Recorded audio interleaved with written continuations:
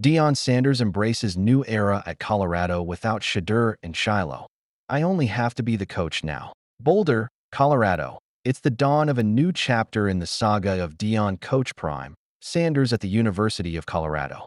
For the first time in his collegiate coaching journey, stretching from Jackson State to Boulder, Coach Prime is preparing to lead a team without the two sons who have defined both his coaching identity and Colorado's national spotlight: quarterback Shedeur Sanders and safety Shilo Sanders.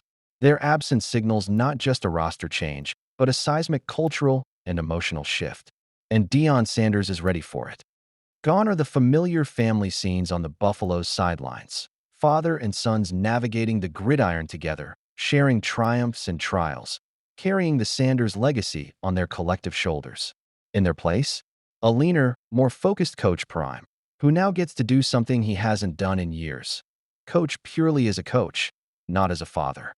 The end of a father-coach era. Deion Sanders returned to the spotlight this week at Big 12 Media Days in Dallas after a 3-month health-related hiatus. Clad in his signature flair, Coach Prime sat down with ESPN college football analysts Matt Berry, Greg McElroy, and Brock Osweiler. The conversation quickly turned to the big question of 2025. How will Sanders adjust to coaching without Shedeur and Shilo on the roster? "I'm going to love it," Sanders smiled. "Sometimes I'm going to sit down and think about it. But now I only have to be a coach. I don't have to be the coach and the dad." It was a brief sentence, but one that encapsulates a profound transition. For years, Deion Sanders wore multiple hats: the tactical play caller, the motivator-in-chief, and the fiercely protective father. From the SWAC to the Power Five, Shedeur commanded the huddle, while Shilo patrolled the secondary. And Deion, always within shouting distance, juggled fatherly instincts with leadership obligations. But 2025 brings something brand new. A Coach Prime who no longer has to glance at the offensive line nervously when his quarterback son takes a hit, or keep one eye on the defensive backfield where his other son hunts down ball carriers. "There's a certain pressure that comes with coaching your kids," Sanders admitted. "You try to be fair, but you're also emotionally invested. Now, I can pour into everybody equally. These young men, they're all my kids now." Life after Shedeur and Shilo, a roster reimagined. Even without the Sanders boys, Colorado's 2025 roster is stacked and perhaps more balanced than ever. The quarterback battle is underway between Kaidon Salter, the electric transfer from Liberty, and highly touted freshman Julian Lewis, who stunned the recruiting world by flipping from USC to Colorado. Wide receiver Draylon Miller remains a deep threat weapon on the outside, and the offensive line, long a weak point, is reinforced with transfers from SEC powerhouses. On the defensive front, the arrival of Alabama transfer Jaheim Oatis, a 6 feet 5 inches, 330-pound game-changer, brings both size and attitude to a newly restructured defense led by incoming coordinator Robert Livingstone. CBS Sports analyst Shehan Jayaraja described it best: "For the first time under Deion Sanders, Colorado is going to be a normal football team." That normalcy might sound dull for a program that thrived on spectacle, flash, and personality. But for Deion Sanders, it's a compliment. It means the program is no longer reliant on familial ties. It means the foundation he's been building is finally standing on its own. The critics weigh in. Was it always just about his sons? Of course, not everyone is convinced this new era will work. The criticism came loud and clear from quarterback coach Quincy Avery, most famously linked with Deshaun Watson, who questioned Sanders' motives on the Maggie and Perloff show last week. Was he doing this the whole time to prop his son up and help him become this top-tier quarterback, which he did, or does he want to do this because he really cares about the kids? Avery asked. He's never coached a team in which his son did not play for. This is brand new to him. And Avery isn't wrong.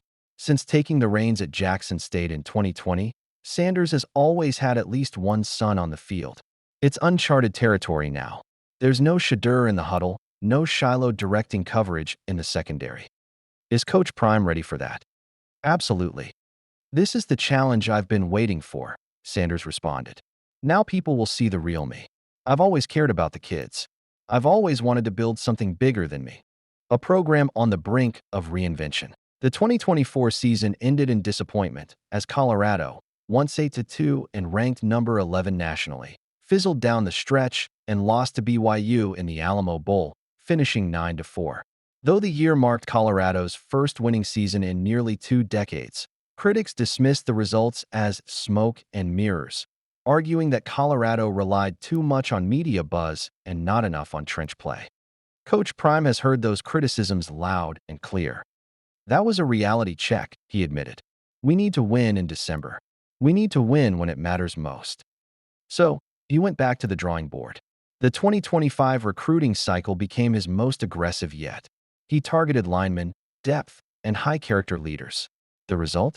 A top 10 national class and a locker room full of competitors who know they're part of something transformative. This team isn't built for clicks, Sanders said. It's built for championships.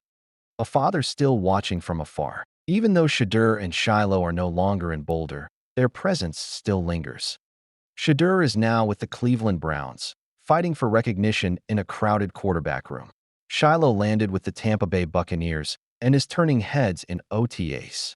Both players continue to carry their father's teachings and his voice into every rep. They'll always be mine, Sanders said. But they've got their journey now, and I've got mine. What's unique is that Sanders didn't just raise 2 NFL-level players. He raised them while in the spotlight, navigating the tightrope of fatherhood and coaching in one of the most scrutinized environments in college sports. I'll still be watching, he smiled. But now I get to enjoy it like a fan. That's a blessing. What's next?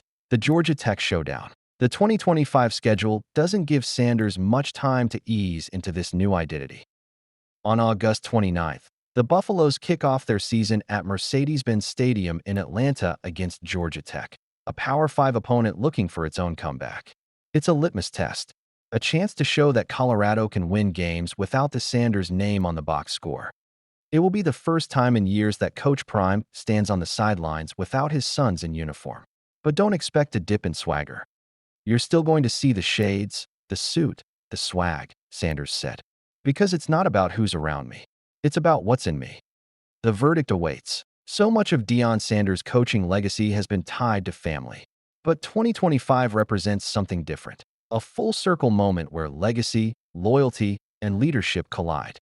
Will Sanders prove the doubters wrong and lead Colorado to the Big 12 title conversation? Will a new quarterback rise from Shedeur's shadow? Will Sanders, stripped of familial protection, emerge as a true architect of a championship program? These are the questions that will define the 2025 season. For now, Sanders is focused on the task ahead. We want to win, he repeated. We want to win at all costs. And this time, he's doing it alone. Well, almost alone. Just Coach Prime, a locker room full of believers, and a dream that's bigger than any one name.